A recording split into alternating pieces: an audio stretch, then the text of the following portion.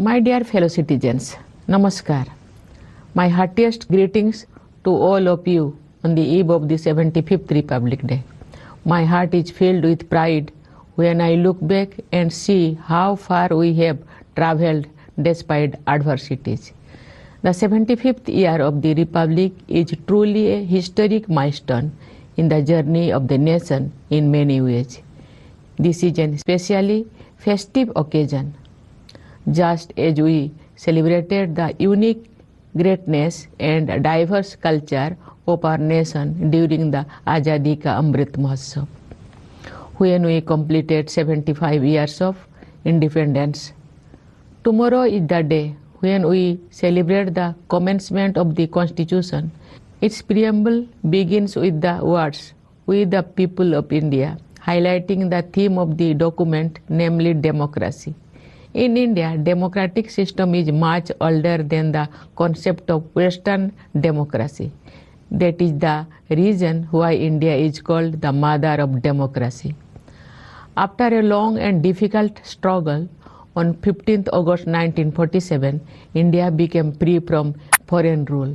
Yet, the task of framing the principles and processes that would govern the country and unleash its true potential was still a work in progress.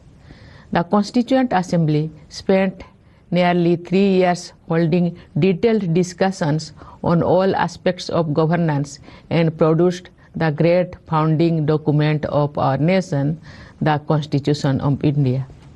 Today, the nation gratefully remembers the leaders as well as the officials who contributed to the framing of our splendid and inspiring Constitution.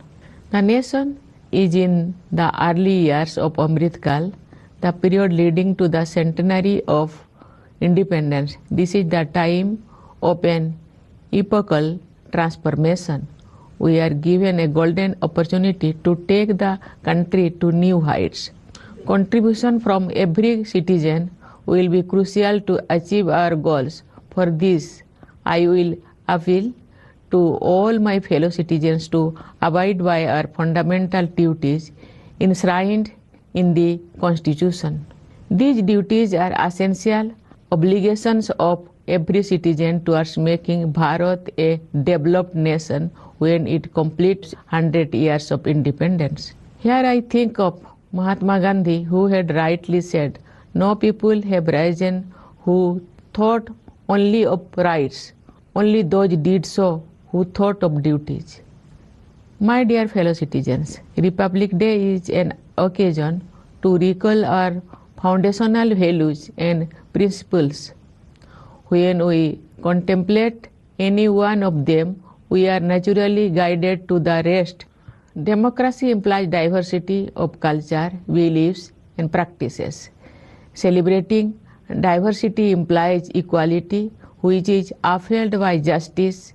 Freedom is what makes it all possible. The totality of these values or principles is what makes us Indian. Guided by the sagacity of Dr. B.R. Ambedkar, the spirit of the Constitution, imbued with these foundational values and principles, has led us invariably on the path of social justice to put an end to all kinds of discrimination. I would like to mention here that the celebration of the birth centenary of a tireless champion of social justice, Sri Karpuri Thakurji, concluded yesterday. Karpuriji was one of the greatest advocates of backward classes who dedicated his life for their welfare. His life was a message. I pay my tribute to Karpuriji for enriching public life through his contributions. The ethos of our republic brings together more than 1.4 billion of us to live as one family. For this largest family in the world, coexistence is not an imposition of geography, but a source of happiness, which finds expression in our Republic Day celebrations. Earlier this week, we witnessed the historic consecration ceremony of the idol of Prabhu Sri Ram in the glorious new temple constructed at his birthplace in Ajodhya. When this event will be seen in the wider perspective, the future historians will consider it a landmark in India's continued rediscovery of its civilizational heritage. The construction of the temple commenced after the due judicial process and the decision of the highest court of the land. Now, it stands as a grand edifice, giving a befitting expression not only of people's faith, but also as a testament to people's enormous trust in judicial process. My dear fellow citizens, our national festivals are momentous occasions when we together look back and look ahead. If we look at the year since the last Republic Day, there is much to be pleased about. The successful organizing of the Group of 20 summit in the capital under India's presidency was an unprecedented achievement. What was all the more noteworthy was the way the people were involved in the G20 events. The ideas and inputs traveled not downwards from the top but upwards from the bottom. The magnificent event provided lessons for all in making citizens participants in strategic and diplomatic matters that are in the final analysis going to shape their own future. The G20 summit also boosted India's emergence as the voice of the global south, adding a necessary element to the international discourse. We also progressed further towards the ideal of gender equality when the Parliament passed the historic Women's Reservation Bill. I believe the Nari Shakti Bandhan Adhiniyam will prove to be a revolutionary tool of women's empowerment. It will also go a long way in improving the processes of our governance. When more women will be involved in the matters of collective importance, our administrative priorities will be more in tune with the needs of the masses. It was also the year when India went to the moon, becoming the first to land on the lunar South Pole region. After Chandrayaan-3, the Indian Space Research Organization rolled out a solar mission as well. Recently, Aditya L1 was successfully put into the halo orbit. We began the new year with the launch of our first X-ray polarimeter satellite called XPOSAT, which will study space mysteries like black holes. Many more space missions are planned in the current calendar year. I am happy to add that India's space journey is slated to cross new milestones. Preparations for the Gaganyaan mission, our first human space flight program, are proceeding smoothly. We have always been proud of our scientists and technology experts, but now they are aiming far higher than before and delivering too. India's space program is aimed at expanding and deepening the role of science and technology for the benefit of the entire humanity. The amount of enthusiasm we see in the country for the ISRO's initiatives is heartening. New achievements in this area have fired the imagination of the young generation. More children, I am sure, will become interested in science and cultivate a scientific temper. It will also inspire more youngsters, especially young women, to pursue careers in science and technology. My dear fellow citizens, India is moving ahead with confidence, which comes from and is also reflected by the robust health of the economy. Our GDP growth rate has remained the highest among major economies in recent years, and we have all reasons to believe that this extraordinary performance will continue in the year 2024 and beyond. What I find particularly noteworthy is that the same farsighted planning that fuels the economy has also given a push to the welfare drive to make the development inclusive in every sense of term. The government had increased the scope of schemes to provide free food to the weaker sections of society during the pandemic days.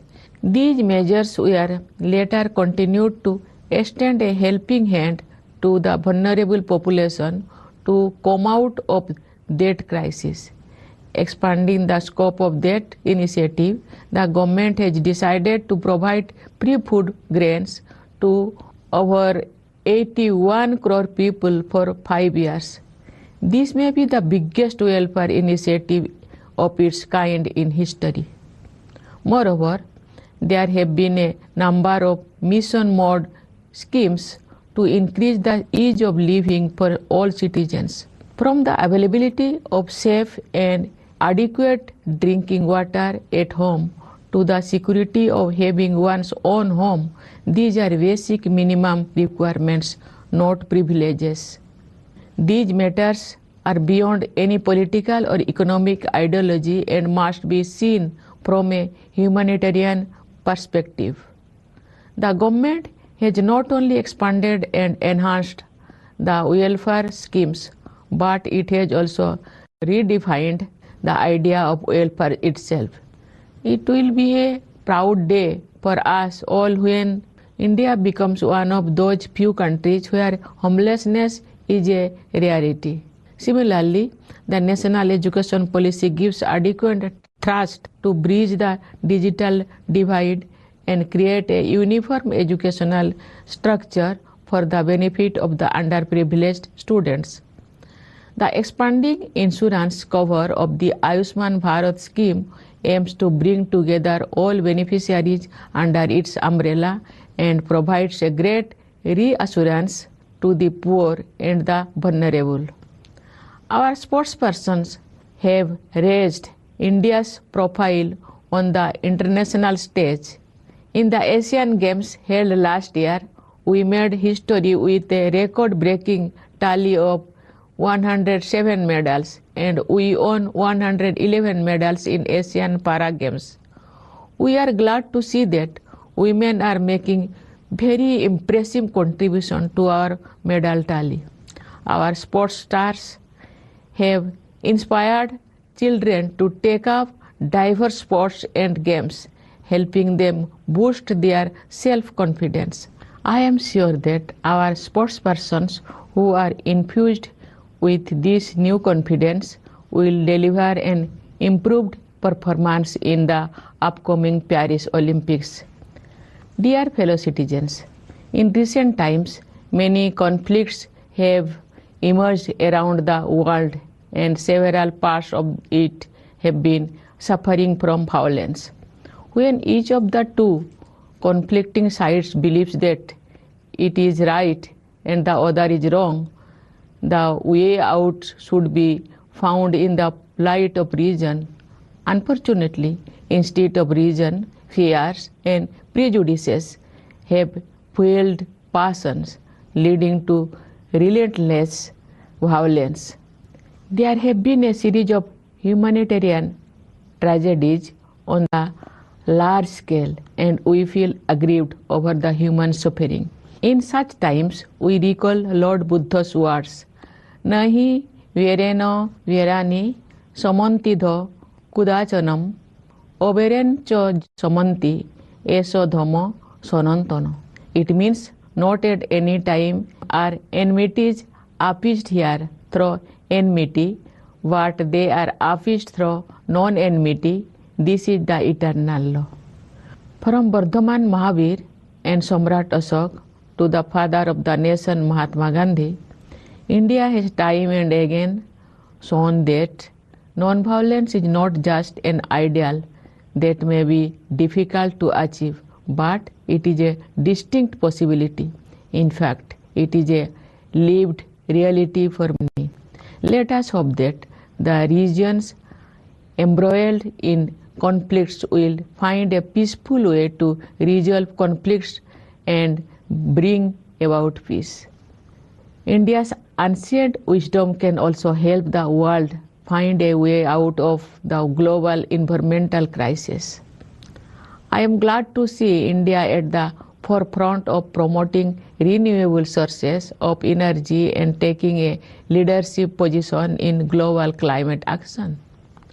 India has launched the LIFE movement for adoption of environment-conscious lifestyle. The global community has appreciated our country's emphasis on individual behavior change for dealing with the issues of climate change. People everywhere can and must contribute by bringing their lifestyle in tune with Mother Nature. That will not only help save the planet for the generations to come, but will also enhance the quality of life. Dear fellow citizens, the period of Amritkal is also going to be the period of unprecedented technological changes. Technological advances like artificial intelligence and machine learning have moved from headlines into our daily lives at a breathtaking speed. There are numerous areas of concern in the foreseeable future, but there are also exciting opportunities ahead, especially for the youth. They are exploring new frontiers. We need to do all we can to remove hurdles from their path and let them unleash their full potential. What they want is equality of opportunity. What they want is not the same old rhetoric of equality, but the realization of our cherished ideal of equality. It is, after all, their confidence that is building the India of tomorrow. Moreover, the mind of the youth is shaped by teachers who are the real architects of the nation's future.